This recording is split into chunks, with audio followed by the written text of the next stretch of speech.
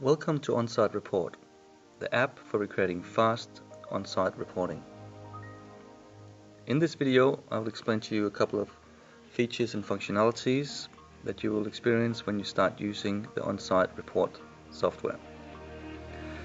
In the first screen, you need to log in with your credential and your password, and you can choose to stay logged in for a prolonged period if you don't want to log in every time you close the app. So I'm going to go ahead and enable that feature and log on. The home screen of the app is created a little bit like an email inbox. So there's a inbox, a draft, signatures, outbox, and then there's uploaded, sent and deleted. The app will automatically synchronize with the cloud server and download the latest templates and also upload your reports in the background. In the bottom left corner, you'll be able to see our synchronization status. You can also see when the last synchronization was, and as I just logged in and it's initiated a synchronization, you can see that it was just now that the app synchronized my details. I can force a synchronization by selecting the sync feature, and you will see that it's going through its step to communicate with the server.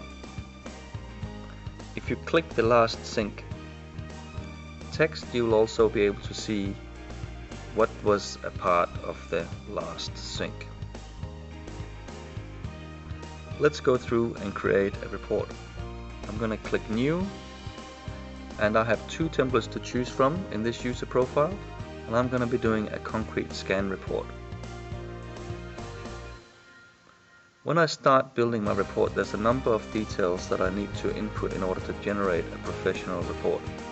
There's client details, there's site details, there's details about the job that I've performed, like the purchase order number, what I've been asked to actually do, and then there's my findings, which are documented in the summary tab. Lastly, there's some images that I might want to include in the report to further document my findings. And then there's some billing items associated with my job. The client tab will enable you to input your client information as free text. So you can simply go in and start writing your details in. But if you go to a site multiple times, it's more convenient to recall some of that information. So if you work for a particular client multiple times, you don't have to input that information again, you just select it from your list of previous clients. The site tab works very much the same.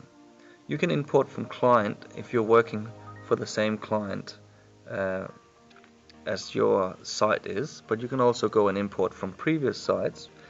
So let's go Chronal Shopping Arcade.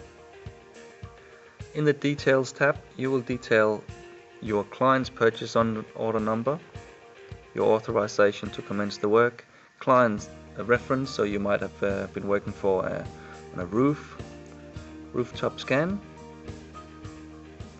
and also what you were asked to do. You were asked to find post tension cables and power, and you left your markings using a crayon.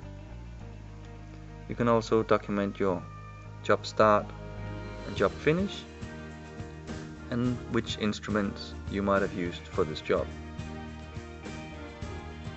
In the summary tab, you have two options. You can input both image and text as shown here, or you can input text only. I'm going to select image and text. In my image area on the left side, I can input three different types of imaging. I can take a photo using the tablet camera, I can recall from my photo library, or I can select a background if I want to draw a mud map. So there's various backgrounds to choose from according to your needs. I'm going to go in and recall a photo from my library here, and I have the option to edit that. So in here we can add various drawing and symbols, so you might want to draw a certain area that should be avoided. You can also use a symbol, let's say a circle, to mark the area to be cut.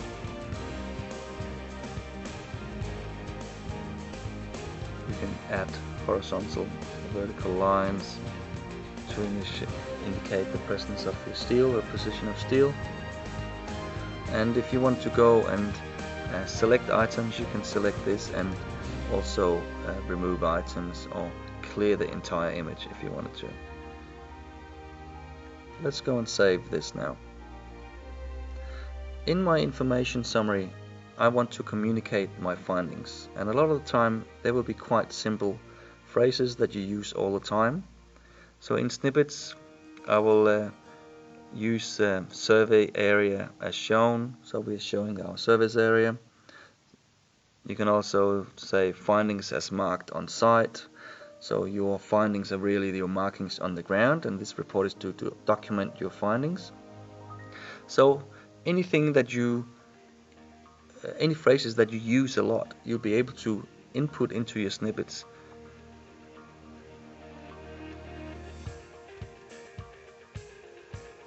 And use again and again. So drill here is one of my snippets down here now, and I can input that. So this is a way where you can very quickly build up your reporting text.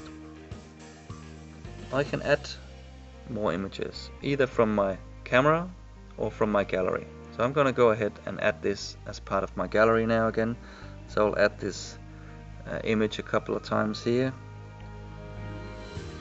These might also be images that you're taking down from your scanning machine. So if you're using any of the common brands of scanning machines, you'll be able to use a USB and input the ground penetrating radar data onto your tablet and show the data on these screens here. And you'll be able to again draw on the data, draw on your images, input a caption here.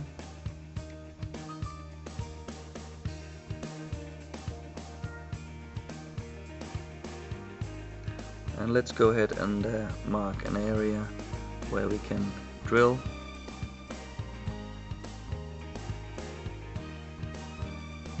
Like so. And again, you can use snippets for your caption text here as well. We'll go ahead and save this. The next tab we have is our billing tab. And in here we want to communicate the costs to the client, and we want to communicate that in an easy way as an internal email to our accounts department, so that they can issue an invoice and make sure that payment is made. So in here we can select initial hour of concrete scanning. We might have had some site induction that you're charging for, or there might have been some parking costs. You can also input any agreed terms for payment that you have made on site, and here you can also communicate internal notes to your bookkeeper. You can choose to show the total of your job on the report, or you can hide it, and you do this by using this toggle button on the top here. So in the off state it will not show anything associated with cost on the report. If it's on, you'll be shown the total, and the client will be signing for that total as well. Let's go ahead and preview our report. I'll click this preview symbol in the top right corner, and we'll be able to see our report with our company branding on the top, client and site details, details for what you were asked to do, and also your documentation for your job.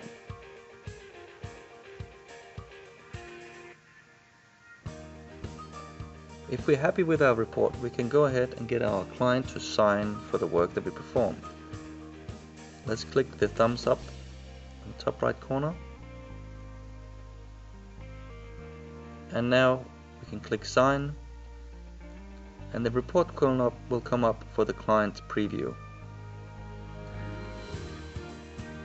Let's click the accept the report above, the accept the terms and conditions, which will be printed in the email but also can be previewed here.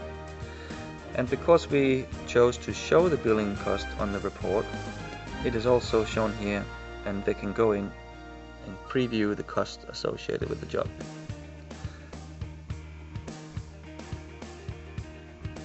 The client will go ahead and sign and accept, and when we press send, it will be sent off to the client straight away.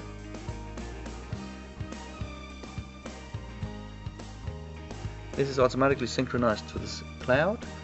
3 emails are sent out.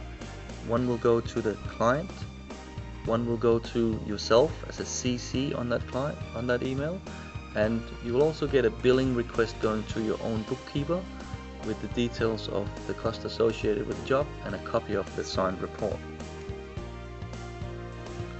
So your report is now done, you're off to the next job, and you don't have to sit at home at night and write reports or think about the unbilled jobs that you still have sitting on your carbon copy book.